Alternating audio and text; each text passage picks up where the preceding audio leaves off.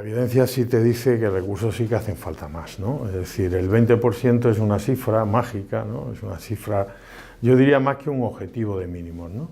Es decir, evidentemente lo que no se puede seguir funcionando es con presupuestos en diferentes comunidades que rozan el 12, el 14, el 15% dedicado a la atención primaria.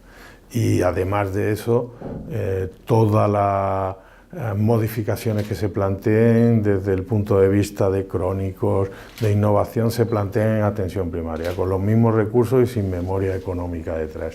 Yo siempre digo, y siempre lo he dicho y siempre lo diré, que cualquier tipo de apoyo político en el sentido de implicación de la atención primaria en la resolución de problemas tiene que llevar aparejado, para que sea creíble, un aumento de presupuestos.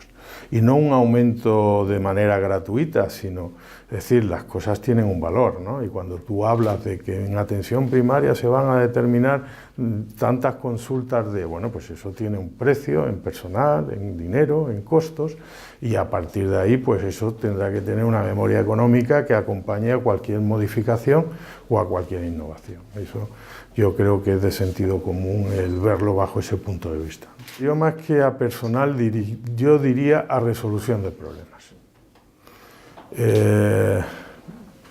Los análisis están hechos, los problemas están evidenciados, las deficiencias sabemos cuáles son, entonces yo el dinero lo volcaría en solucionar problemas. Sería la única manera de poner al paciente en el centro del sistema. Quiero decir, si el problema surge de un adecuado flujo del paciente dentro de lo que es el sistema sanitario, pondría el dinero ahí. Seguramente pues en homogeneizar, en homologar, en hacer fácil ese flujo, ¿no? Que hace falta personal, evidentemente hace falta personal y requiere recursos, ¿no? Pero no necesariamente volcar el dinero en personal, sino en solucionar los problemas, en crear los circuitos suficientes y necesarios para solución de problemas. Yo creo que eso sería el que tras un problema hubiese una solución. Si trabajáramos en ese contexto y después lo valoráramos con respecto a resultados, yo creo que sí podríamos avanzar adecuadamente. Yo creo que la prioridad es el paciente. Es decir, yo creo que ahora mismo estamos trabajando o yo bajo mi punto de vista, por lo menos, y mi comisión permanente, bajo dos prismas muy concretos. Uno es que tenemos que aumentar la capacidad resolutiva, pero no porque seamos mejores, que también, sino porque pensamos que el mayor copago que tienen los pacientes son las listas de espera. Y lo pensamos de manera clara, ¿no? Lo pensamos de manera evidente. Nosotros evidenciamos cuando los circuitos no son adecuados, porque lo vemos, ¿no? Y porque sabemos cómo solucionarlos y la implicación de los profesionales en esas soluciones, ¿no? Entonces yo creo que eso es fundamental. Eso para nosotros, y medir, tenemos que medir, porque aquí no se trata de que nadie tenga la piedra filosofal y conozca cuáles son las soluciones de los problemas. Aquí de lo que se trata es que habrá que hacer las cosas diferentes para obtener diferentes resultados, ¿no? Y el enfermo al final el paciente tiene que estar en el eje del sistema de verdad, y no los servicios, ni los profesionales, ni nada de esto, ¿no? Es decir, al final, si nosotros conseguimos que estas situaciones, yo creo que sí ayudaremos clara y rotundamente a solucionar problemas. Cualquier medida que el sistema adopte, si pasa por ser sostenible, si pasa por ser coherente, si pasa por ser posible, tiene que pasar por la atención primaria. Pero la atención primaria está en una situación difícil, está en una situación que la estamos viviendo cada día. Es decir, ahora mismo, por ejemplo, las plazas de difícil cobertura, estamos en un verano que serán difícilmente suplidas, ¿no? Y los profesionales hacen un verdadero esfuerzo para cubrir todo. ¿Eso qué significa? Que evidentemente cuando se innova, cuando se aplican nuevas situaciones, cuando sobre todo esas nuevas situaciones no han contado con el profesional, y ver cómo se pueden implementar en su día a día, Yo siempre digo lo mismo y dentro de un contexto amable, quiero decir, no lo digo ni tan siquiera como desde un punto de vista de soberbia, desde un punto de vista de autosuficiencia, ¿no? Porque si a mí cuando alguien me viene a contar algo, digo, bueno, ¿de dónde quito? ¿O qué es lo que tengo que quitar para meter esto, ¿no? Es decir, que más a más siempre estamos funcionando. Entonces, tenemos que parar, tenemos que reflexionar, tenemos que hacer un punto de inflexión y en analizar, ¿no? Sobre todo bajo el punto de vista del resultado, por dónde vamos, hacia dónde vamos y qué es lo que queremos, ¿eh? Tampoco, y en ese contexto que tú estás planteando, se debe plantear esto como una pelea de entre especialidades, ¿no? Es decir, ahora va a hacer medicina interna el que salga apoyo domiciliario, va a ser... Es decir, aquí todos estamos metiendo codo, ¿no? La enfermería por una parte, la farmacia comunitaria por otro. Es decir, yo creo que hay que sentarse bajo el punto de vista de la reflexión y hay que sentarse bajo el punto de vista de la normalidad y de el objetivo, el único objetivo de que sea el paciente el que esté en el eje. Y en el eje significa en el centro. Y en el eje significa que todo lo que hagamos sea para disminuir listas de espera, para disminuir copagos, para ese tipo de situaciones que al final redundarán en calidad, ¿no? Redundarán en beneficio, en el beneficio del paciente. La burocracia en la atención primaria ha disminuido de manera clara y de manera franca. Es decir, nosotros, si miramos atrás, no podemos, yo por lo menos siempre hago el mismo discurso, no podemos denostar todo, sino hay cosas que se han hecho muy bien, cosas que se han hecho menos bien y cosas que no se han hecho, ¿no? Entonces, evidentemente, la burocracia con la receta electrónica, que ha tenido unos avances absolutamente importantes, yo creo que está implementada ya en la mayoría del Estado. Ahora, lo que evidentemente nos falta es que sirva, ¿no? Es que los sistemas de información no sean mudos y ciegos entre diferentes comunidades autónomas y a partir de ahí se normalice todo ese proceso. Eso ha mejorado de manera clara todo. Los partes de las famosas bajas laborales y de las famosas ITs, bueno, pues también se han modificado, no ha sido una cuestión que resuelva el problema al 100%, porque ha creado una serie de conflictos y una serie de situaciones que no se han resuelto todavía, pero bueno, ya también parece que el profesional se va adaptando a una nueva situación, pero queda mucho por hacer, queda muchísimo por hacer. Y fíjate que yo creo que lo básico es que cada profesional asuma la carga de burocracia que le corresponde. Y quiero ser muy claro. Si un paciente sale de un hospital, no debe salir sin una receta prescrita o sin una unidosis tomada hasta que no vaya a su médico de cabecera. Un paciente no puede salir de alta de un hospital con un papel en el cual se le diga que tiene que hacer este tratamiento. Pues tendrá que ir a buscar a un médico, tendrá que ir a un punto de atención continuada, tendrá que... Entonces son cosas tan fáciles. Un paciente no puede salir de una consulta de segundo nivel de seguimiento sin que tenga la prescripción resuelta, cuando con la receta electrónica puede tener una prescripción de 1 año, salvo modificaciones que la impone el profesional. Quiero decir, hay un camino por recorrer, creo que tremendamente importante, y es un camino de honestidad, y es un camino de responsabilidad.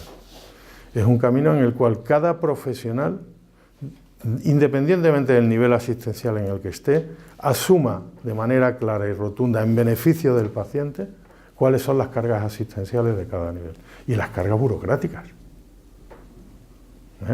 Es decir, nadie puede obviar, ¿no?, esa situación, con el cual, si cada nivel asume su propia carga burocrática de tareas, pues evidentemente todas las que recaen ahora mismo en atención primaria se verían aliviadas de manera importante, porque es que además son necesarias hacerlas. Y yo creo que poco a poco es un camino que sí que vamos andando, que hay que explorarlo y que hay que seguir en ello, ¿no? La farmacia comunitaria puede ayudar en muchas cosas, siempre que dejemos claro, y ahora me refiero al codo, ¿no?, de lo que estábamos hablando antes, hay muchas profesiones metiendo codo, siempre que queden claras cuáles son las funciones de cada uno. Es decir, el médico prescribe y el farmacéutico dispensa. Siempre que queden claras esas premisas, la farmacia comunitaria entrará a juego con absoluta claridad. Lo que no puede pretender la farmacia comunitaria, y eso lo he hablado con ellos y para eso estamos creando incluso grupos de trabajo conjuntos, es prescribir medicamentos. Yo creo que eso sería la línea roja, ¿no? Que ahora es tan famoso hablar de líneas rojas, ¿no? Pues la línea roja que no se debe cruzar. Es decir, si el médico prescribe, el farmacéutico dispensa. El médico no dispensa, o sí, ¿no? Sería un juego en el cual tendría que sentirse todo el mundo cómodo y sabiendo qué es lo que tiene que hacer, ¿no? Yo creo que no hay gerencia de atención primaria. Bueno, ya no hay gerencia de atención primaria, son compartidas la mayoría de ellas, por desgracia, para la atención primaria. Pero en la mayoría de los servicios existen farmacéuticos de atención primaria. Habría que analizar, cuáles serían las funciones de los farmacéuticos, ¿no? En la farmacia hospitalaria el farmacéutico dispensa y asesora. En la farmacia de atención primaria el farmacéutico no dispensa, solo asesora, y asesora generalmente a los equipos directivos. Alguna acción concreta con los médicos de atención primaria, con lo que se refiere a información y demás, pero tienen unas funciones total y absolutamente diferentes el farmacéutico de hospitalario del farmacéutico de atención primaria, que no entiendo muy bien por qué, pero vamos, es así, ¿no? En el día a día, no hay duda, es decir, tolerancia cero, ¿no? El tema está, el médico está en un puesto de privilegio, yo diría, el médico, la enfermera, la farmacia comunitaria, quiero decir, hay unos puestos de trinchera, ¿no? Sería una forma gráfica de referirlo, es donde el primer contacto que tiene el paciente, ¿no?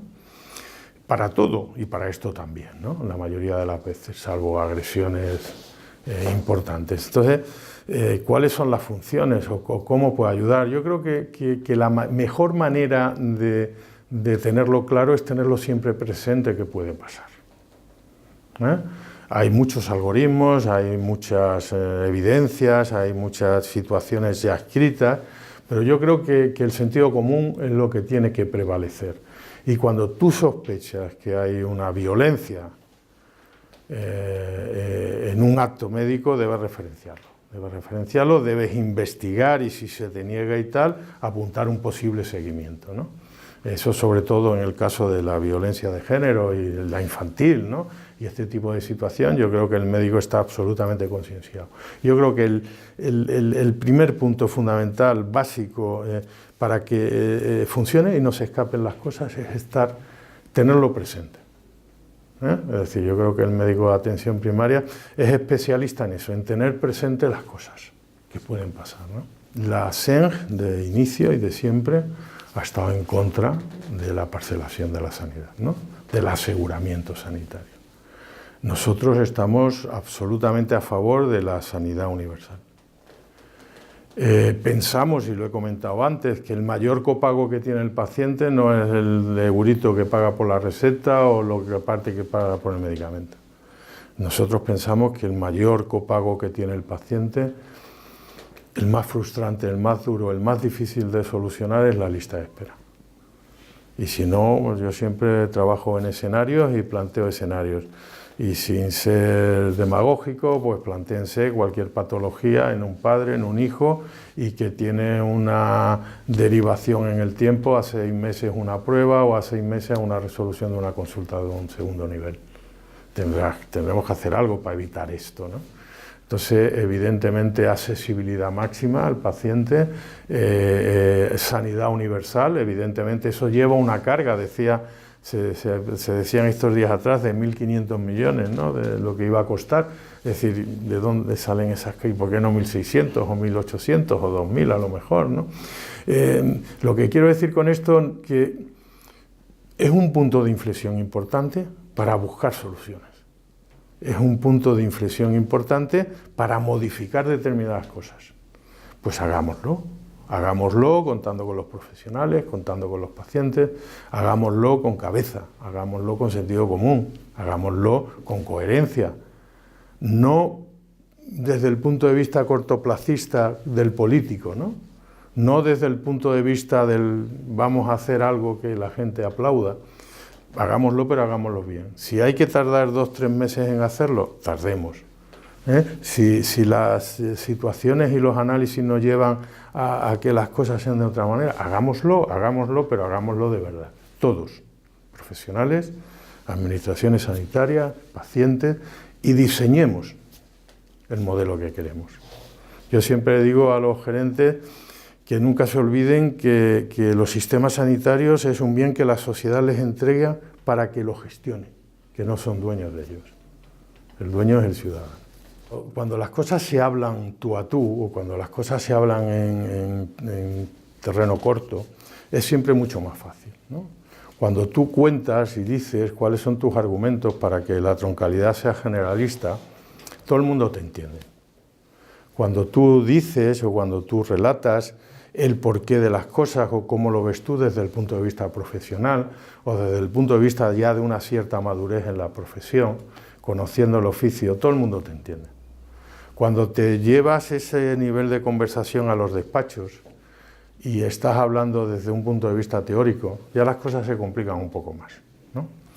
Pero en resumen, yo creo que si somos sensatos y coherentes, es decir, al final de todo el decreto de troncalidad se paraliza porque no había una memoria económica de las situaciones, ¿no? Hagámoslo bien, digo como igual que a la pregunta anterior, hagámoslo con sentidiño, como diría un buen gallego, hagámoslo con cabeza, hagámoslo con sensatez. No parece de recibo que un sistema sanitario público que se quiere apoyar en la atención primaria sea absolutamente desconocida para el resto de los profesionales. Es decir, yo creo que la mejora tiene que nacer del conocimiento y del conocimiento del medio y de saber cuáles son los medios y de saber qué es lo que se puede hacer y qué es lo que no se puede hacer en cada... Evidentemente en una rotación, ¿no?, de 2 o 3 meses por unos centros de salud o por la atención primaria en general no va a solucionar el problema, pero sí va a acercarlo, ¿no? Yo siempre digo que no son importantes los grandes pasos, que también, que lo importante es dar los primeros pasos en el sentido correcto.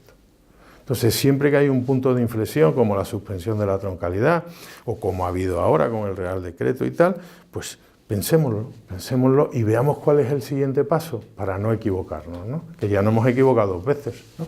Entonces, yo creo que sí, concluyendo un poco, yo creo que toda esta situación debe llevar a una troncalidad sensata y además acorde con las líneas estratégicas de la política del país, ¿no? Si a todas las líneas políticas y líneas estratégicas están implementando una atención primaria fuerte, aunque no sé si es de boquilla, porque después eso no se traduce en presupuestos, pero en definitiva, en que va a ser la base y va a ser la situación de futuro, pues hagamos que sea así, ¿no? Y hagamos que todos conozcamos la atención primaria desde su inicio, ¿no? Está en stand-by, eso no ha habido ningún cambio ni con el anterior ministerio ni con este, no se ha tocado. Yo creo que ahora mismo no es un tema que tenga una prioridad para la clase gobernante. Yo creo que hay temas de muchísima urgencia y este es un tema importante pero no urgente. Bien, es verdad que la normativa europea está ahí, pesa como una loza, ¿no? Y tendremos que darle una solución de una manera o de otra. Los documentos técnicos están elaborados, los desarrollos están hechos, la Comisión de Recursos Humanos lo ha estudiado, lo ha puesto en la calle, las sociedades científicas hemos trabajado en el desarrollo profesional de manera importante, hay grupos dentro de la propia FACME trabajando las competencias transversales de los profesionales, hay grupos dentro de FACME analizando cuáles son las herramientas que las diferentes sociedades hemos puesto en evidencia con respecto al desarrollo profesional, pero falta la salida por parte del Ministerio del decreto, que por otra parte estaba en cola de boletín desde hace mucho tiempo, ¿no? Al final, bueno, pues saldrá, como salen todos. Tengan en cuenta que la fecha límite que España tenía para ajustar a la normativa española, la directiva europea, era el 1 de enero del año 16. Es decir, que nos vamos ya casi a 2 años largos, 3 años.